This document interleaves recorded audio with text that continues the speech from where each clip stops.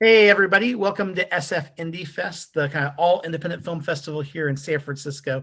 We've been bringing films from all around the world for over 2 decades, and we're lucky enough to have the team behind Sky Blossom here today. Thanks for joining us, guys. Good to be here.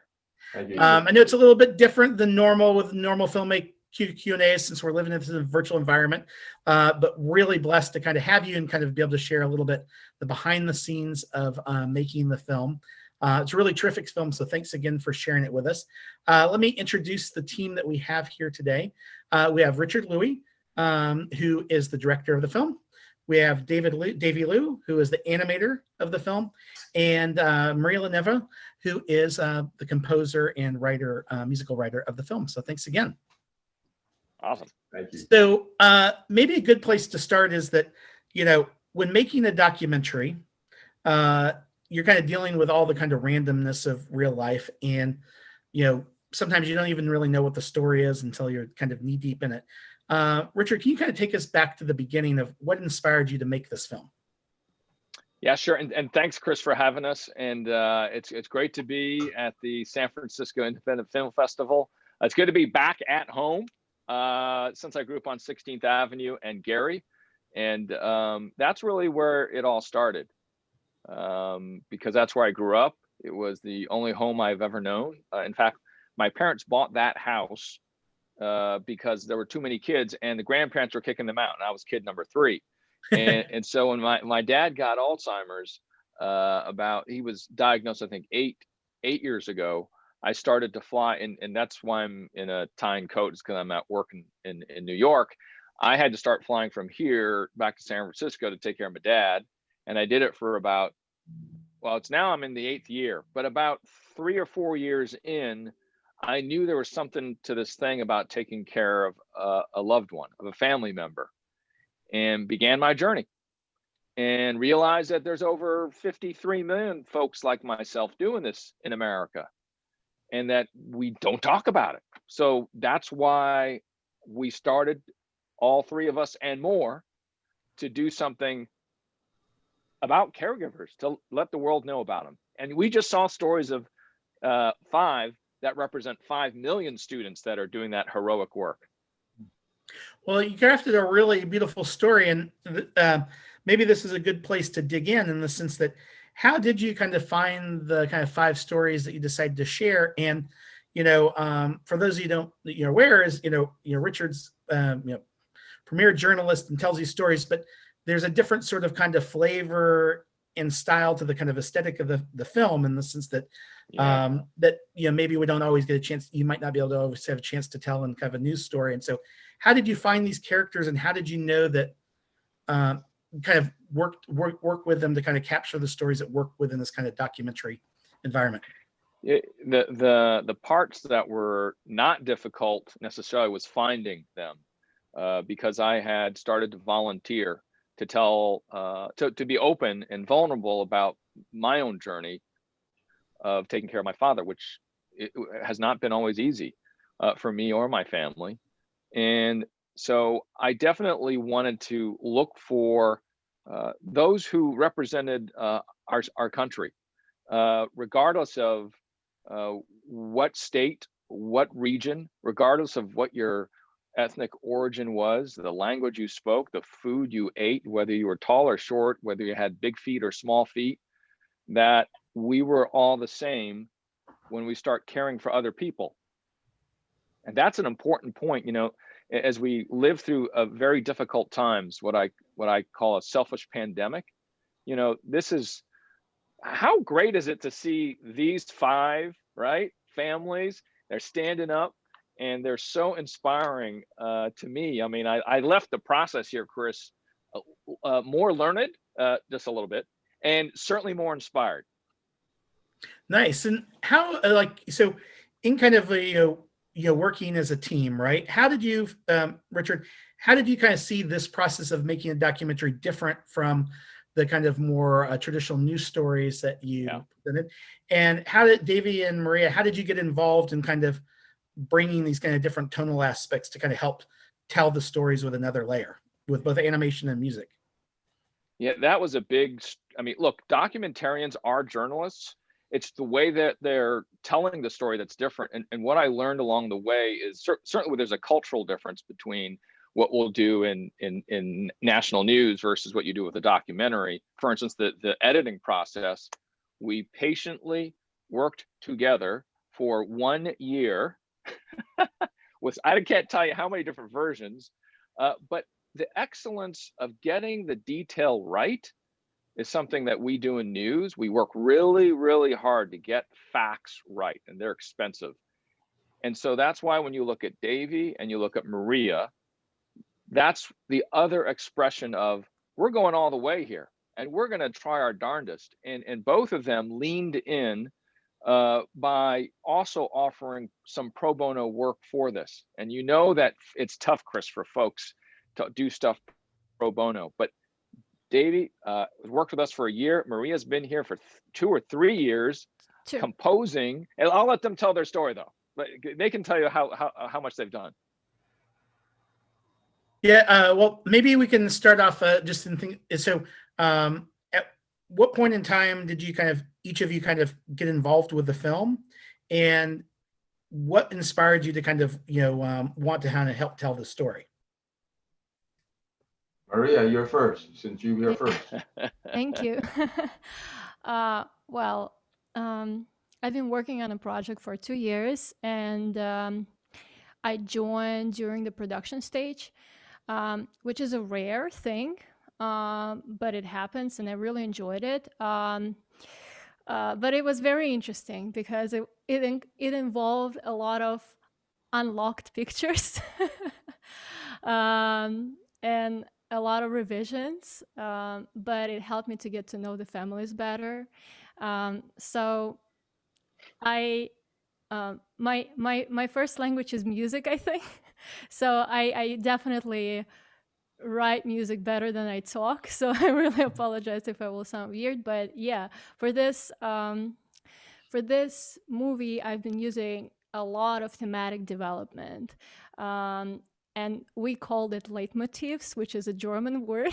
But I think 2 years ago, that's the only word that I knew how to describe. Leitmotif. That concept that I was going to. So yeah, it was very important for me to show the difference between each family and their and what they've been going through. So that's why I decided to go with different themes to show how different the families are, although they've been going through life event, the hard their life experience is very traumatic, but they all they've been facing very hard situations and in a very young age, but their attitude to life and their stories are very different. So I really wanted to give them their own unique voice and sound. Do you find in composing and writing the music, each of them have these unique themes for the family, or is it more influenced based on cultural and geographic, or is it more tonal of what the actual challenges that they're dealing with? It's definitely more about the challenges. That's how I saw it, and it's definitely more about their attitude and how they reflect on certain events in their lives. So it's definitely more of those things than geographic for me, but a little bit of geographic as well, especially with the Hawaiian family. I think that we had to put some guitars in there. It was a necessity. Yeah, not Hawaiian guitars, just the guitars. And Davey, how did Richard approach you in the sense of at what stage did they know that they wanted to tell these backstories through animation? And as how did you interpret that you thought that the story could be told in a good way that way? Yeah, we have so many options open in the beginning. I think sky was the limit with animation at the beginning. I mean, we have so many different things. And Richard has some sort of a style of approach. And my background is I do animations, and the character that I create is all fictional. So we're trying to bring emotion. And when Richard showed me the film that he has done, I was brought in maybe a year ago. And when all the work that he has done, I see some of his documentary, I recall this little girl, Rihanna, and just that short 5 to 7 minutes, I tell you, it brought me to tears. When Rihanna, walking in the park here in Long Beach, I'm in LA, and I know exactly where that is. And then when you walk over there, there'll be people in the parking lot gathering around.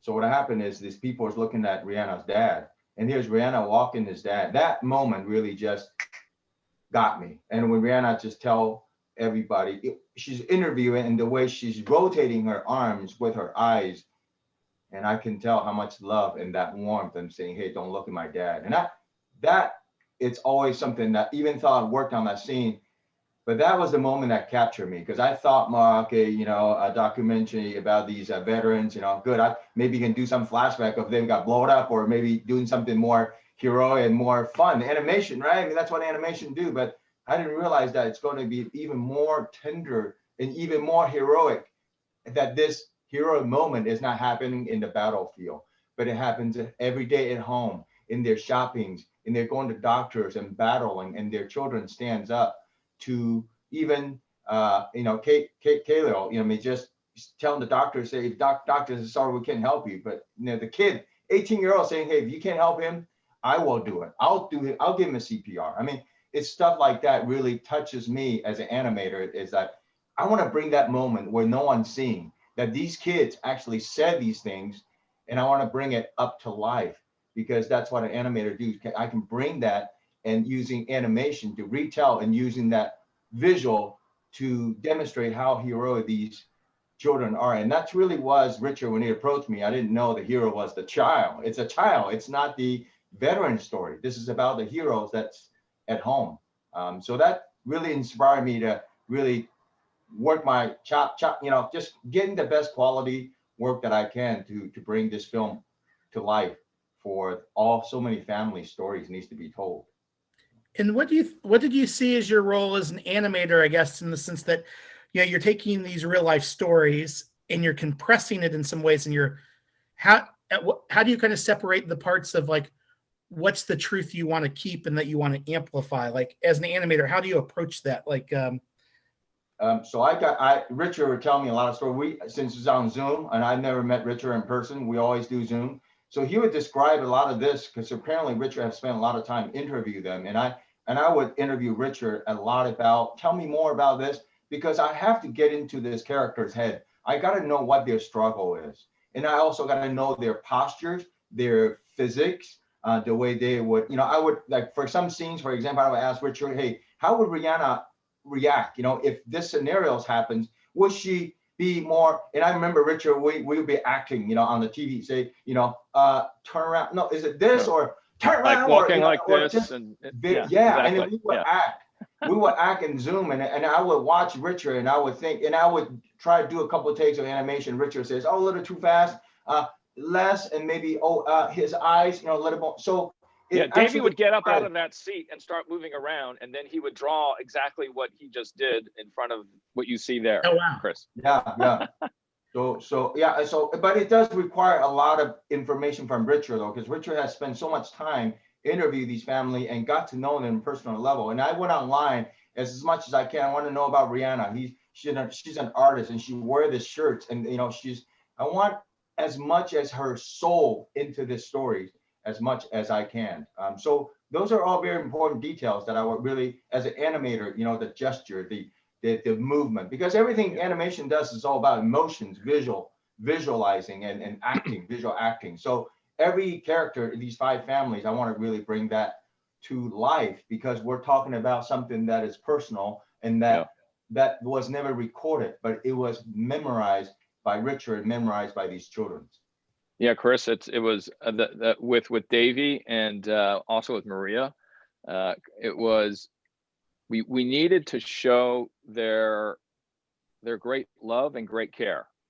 And this because you run a film festival, that you got to show that conflict. And I mean this in a good way, because it was showing for Davey, who's a Disney animator, his job to show their heroic moves, right?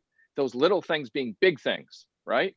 And that was what we had to show in the movie. And so the animations, if you reflect back, you'll notice that's why we chose those moments. We spent a lot of time and getting the style right. And then with Maria also for 2 years, like she got to meet the Alvarados in person. And she said, why do I have to meet them? And I said, well, I want you to meet them because you're going to tell their story, but with music. And that's just as powerful because again, we have to, show what you can't show sometimes. And music brings that out, and it's very important because, my mom's not an animator, but my mom is a musician, not professional, and she loves music and she plays a violin. And I knew very early on because that was her solace, that was her comfort in caring for my father. She'd play. And as my father's Alzheimer's would get worse, he began to love the music more. And what I'm saying is in the beginning, I was like, oh, Rose is playing every night. I wish he would stop playing. But towards as Alzheimer's moved on, he loved it. He would clap and go, that's great, Rosie. And so it was her way of staying sane. And so Maria is an expression of many things in what she did over the 2 years. And she was not, both of them are prolific here, Chris. Maria wrote 60 cues. Something, 63, but not all of them are in the movie. Yeah, but 63 cues.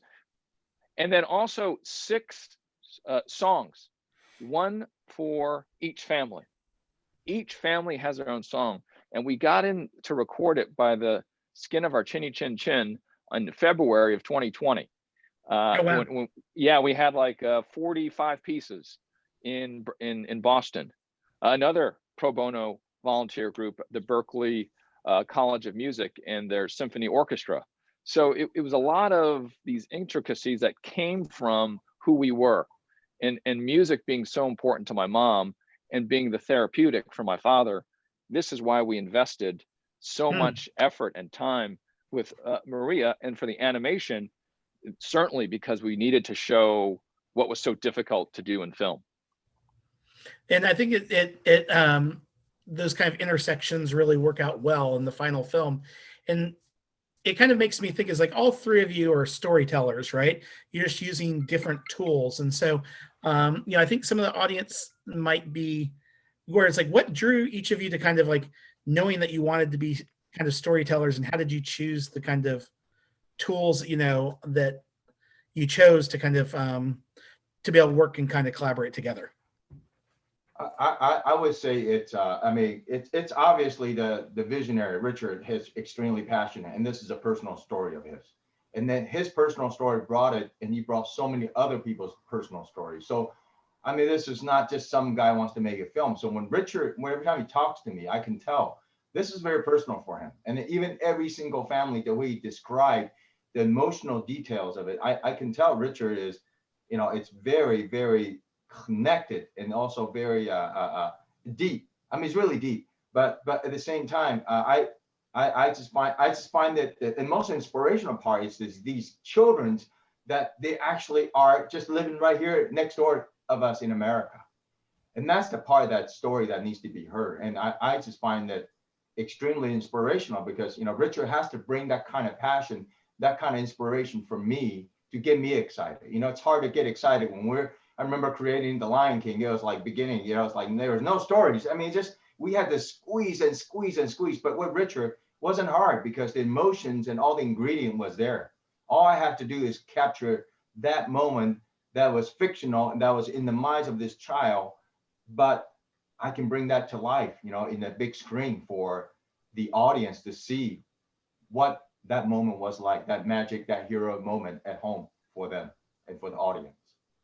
Which makes me think, Richard, as you were kind of approaching some of the different families whose stories you were telling, how did they feel about having the camera spend so much time with them? Were they nervous or were they proud to be able to share it? What was that kind of process like to? Like a lot of your verite filmmakers that you show their works at the film festival, And the Terratron isn't the easiest because you don't actually get to see me face to face, if you will. They're looking at a screen. And that's why all the interviews are straight to camera. But we also knew that straight to camera would be talking to the viewer especially well for this discussion about taking care of somebody. Again, these are students, no training, no pay, but doing stuff that you might see in a hospital, right? This is an amazing thing they're telling us straight to camera. And I think that what, you know, it wasn't always easy, as you can tell. They weren't necessarily going to be, you know, this is exactly the way it is, and 1, 2, 3, 4, 5, right? That's not their training. But I think we shared moments of understanding. We're very similar. I'm an old man, they're young students, but we're still people. Like we just, you know, it just worked. I mean, it's not like they knew that when they were describing how Chaz might have an infection that could take his life, I had to treat an infection that could have taken my dad's life, or using the restroom and helping them. That's something I did with my father. Or learning to laugh, right? About things that are very difficult in life, where you're questioning your identity. Well, they're doing that as students. I'm doing it as an adult, as I think about where are my dad and I going to be next, right? Because this is the last potential realignment of our relationship. So I think they felt it. No, I know they felt that, you know, it was a kindred spirit. And I think that if we can find those commonalities overall, day to day, that's what we're going to be able to do. And that's what, you know, if you go back to the treatment, Chris, that we wrote up 4 years ago for the film, it talks about learning. At bottom line is that we want to show people how to care for other people. And we also want to find joy despite difficulty.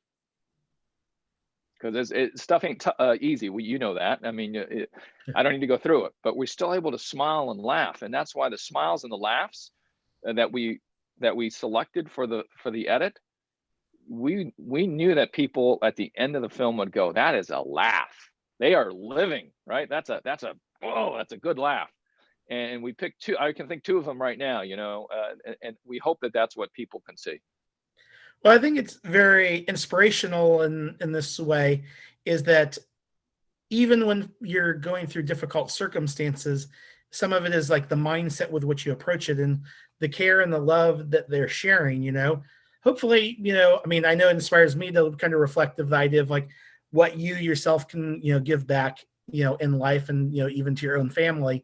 And, you know, obviously for those of us that aren't necessarily caring for our parents now, we all have friends or people in our community that are doing that. And, you know, if we can provide a support structure to help them out, that makes their life easier. And obviously all of us being able to kind of give back in some ways is always important. You know, since I know that, you know, we're screening in the Bay Area, Richard, can you tell us a little bit about like, how did your experiences growing up in the Bay Area kind of shape the career that you went to choose? And you went to UC Berkeley.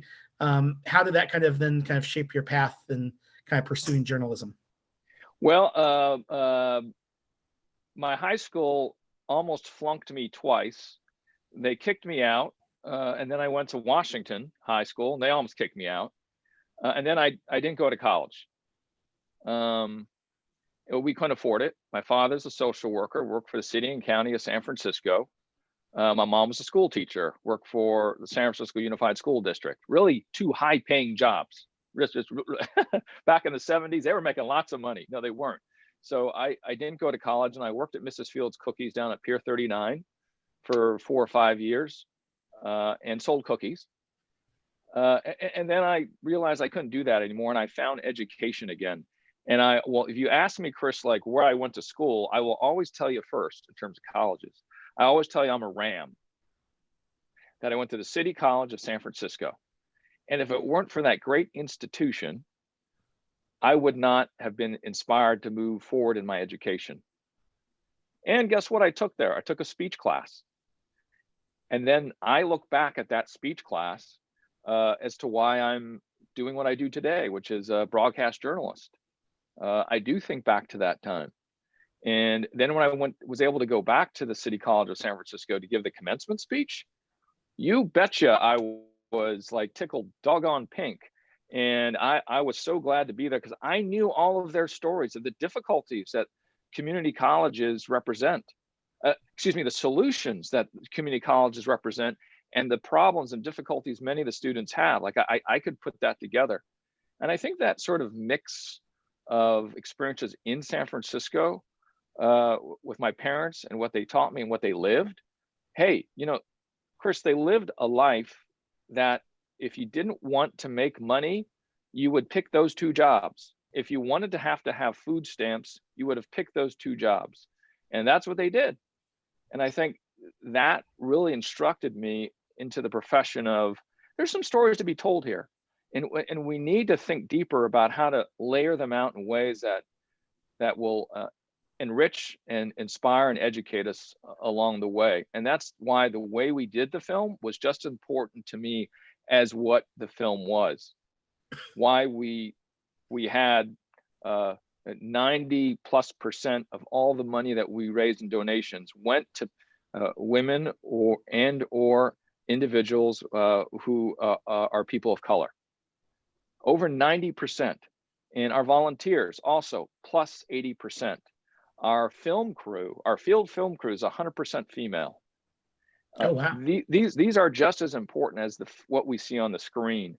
I do believe that, because of getting kicked out of my first high school, almost flunking twice, that those were really, really, hey, wake up, Richard. There's something happening here moments. Nice. And Maria and Davey, would you mind sharing what inspired each of you to become a composer and animator, and how the process in working on a documentary was maybe a little bit different than kind of like a narrative feature films and things, and how you bring those skills to a documentary? Yeah, I can say why I became a composer. It's a very funny story, actually. So my first education, I'm originally from Russia, and I was studying in the Russian Academy of Music, and I was a performer at the beginning, and we were analyzing a lot of music in our music theory classes, right? And I'm looking at those orchestral scores, and I've never had an experience of composing anything any close to be that hard, right? And I'm looking at it and I'm following the music and I'm looking at the score, and I have like this idea in my head: I can do that. That's not a problem. uh, it's pretty easy. I don't know how. It's extremely actually hard to orchestrate and to compose for the entire orchestra. I don't know why this idea came to my mind, but yeah, like since then I started to compose. Little by little, I was able to study at Berklee College of Music, and I got a very, very good scholarship there. So thankfully, I was able to study there safely. And yeah, and I never thought that I will be able to compose for films, because originally I wanted just to compose music for concerts. But yeah, Richard gave me the push and inspired me to um, get into this field, and it's a lot of fun. It's hard but fun. And doggone good at it too. Thanks. Yeah, it turned out really well. Yeah. Thank you. How about you, Davey? Can you kind of give us a little bit of your background as an animator and what inspired you to do it, and how this process was maybe a little bit different? So it inspired me. Oh, I was a kid. I was born in Taiwan.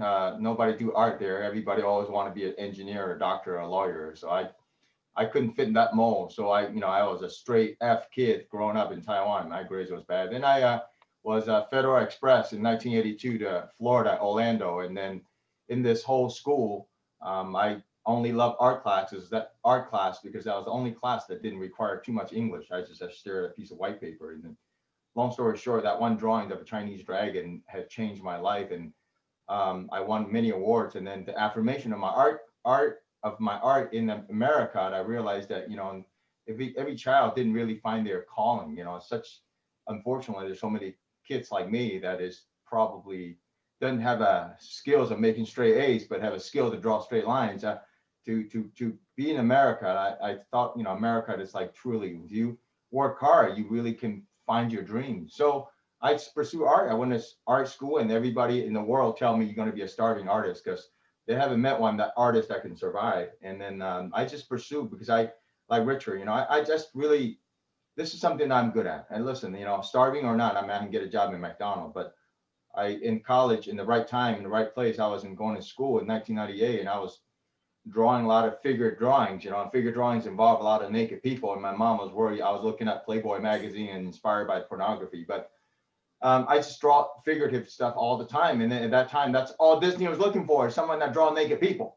So I got hired in 1989 and then started working on Beauty and the Beast, Aladdin, Lion King, and then Mulan. So it just animation became an occupation for me as an artist. And then I saw that as a form of art that I could take and bring that story. So I kind of like left Disney in my early 30s and then started my own company, Can Do Films. And because I have a story to tell, just like Richard, I believe every kid is a can do kids because, everybody in my world tell me I can't do it until I realized that, God made every kid a can do kid. Every kid is unique. You don't have to be number one, but be only one.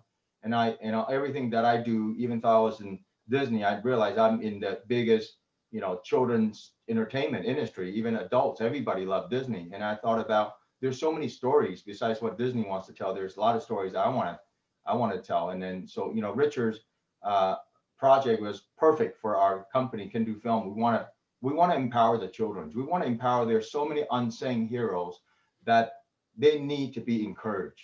And film like this, to encourage more younger filmmaker to make films that is maybe not so cliche and not so Superman looking, but it is Superman. I mean, this is the real human being, real life that every day in this right next door to you. And these are true humanity. This is truly the film that you celebrate humanity to the foundation of it. I mean, there's no fancy makeup. It's just a child that love, and there's a lot of hugs, the small things like that could heal and make someone change for the better. And I think the message Sky Blossom needs to be heard because more people need to know that don't ever underestimate your little hugs, your little encouragement, your little time spending with them, even on the Zoom, such time as now. Your words of saying you can do it. I told Richard, you can do it. I said, it's so important. We all need to be inspired and to be encouraged. So Maria, you're young. You can do it. Don't matter how hard it is. Follow your heart. Follow your passion. Thank you. Well, I really needed it. Very true, Davey. It's interesting thinking about it. It seems that there's these underlying themes of, both, empathy and perseverance and also just opportunity that run both on screen in the film, but also behind the screen film, And so, as we wrap up, I wonder, with the people whose stories you shared, and who shared their family stories with you, what do you think their hope for is for the future for themselves personally? And also, what can we as a society do to maybe make their situation and so many other caregivers out there, their situations, better off, I guess, or that to be able to empower them to do even more of what, they're trying to succeed and do right now? Well, Chris, I was thinking about it because there's been some developments, and it's sort of a parallel to many of our stories. Maria's story, Davy's story, probably your story too, Chris, is that life continues to move on for all of them in ways that are just absolutely screen worthy. And Darren, when she was looking at colleges, I remember when I was looking at moving from City College to UC Berkeley, go Bears, who then decided to let me in finally. And I was like, this is going to be great, because all of a sudden my brain became not only a California brain, it became a United States brain, and it became a world brain, right? That's what our great liberal institutions of education are, small L, that give us. And that's exactly what Darren is going through. She's in college now. And in the film, she was 15. And then Jenna is moving on from Washtenaw Community College, going to and applying to the University of Michigan. Go Blue. And so as she does that, you know, they're telling us still, Jenna has she, as you know, at the end of the film, she reveals that she has a baby. Well, hold on to your breath. There still may be more, and I don't want to say it. I'll let her say it. There's still more that she just told me the other week. And so in Rihanna, who is graduated, moving on, right? Their stories just keep on moving and moving. And I think what they, without me ever really asking them, but just feeling the answer to your question, Chris, is that they want what I've just described, right? They want that window to the world that we have all been able to get somehow, someplace. And, you know, I think, as you can tell, I'm thanking the places I've gone to school, like Berkeley and City College of San Francisco and my high schools. But for them, it might be the school of hard knocks that we also learn in. And they want us to look at them and say, I accept you and I understand you. And because they are deep people and living double lives. And if we just need to, but I don't mean it in a negative way, right? I mean in a positive way. And so when we see and we look at young people, when we look at students, is think twice about those things we think automatically because of what it says in certain headlines. Because it ain't true all the time. It ain't true all the time. Very cool. Well, everybody, Richard, Davey, Maria, thanks again for making a wonderful film. And what's the way, you know, the thing I always kind of tell our audiences is that, you know, we're lucky enough to get a chance to screen these films early and share them with our audiences. But these films have much longer lives. So if you've seen the film during SF Indie Fest, go and share about it on social media. Say, hey, I just saw this great film, Sky Blossom. You need to see it. You know, what are ways that, you know, our audience can kind of help spread the word and also just follow your efforts after the festival?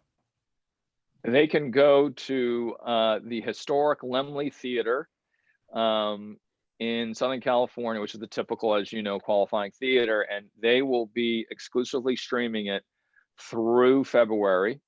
We're committed to independent theaters. We picked one just because it was going to be easier, and then we will be going to a mainstream streaming partner in May, as well as national broadcast in May for Memorial Day month. And nice. So let's keep on pushing and you can of course go to skyblossom.com. We're on all the social platforms and talk about great people, please. Awesome. Well, thank you, everybody. Stay safe, and thanks again for sharing the film. All right. Thanks, Chris. Thank you very much. Thank you very Thanks, much. guys.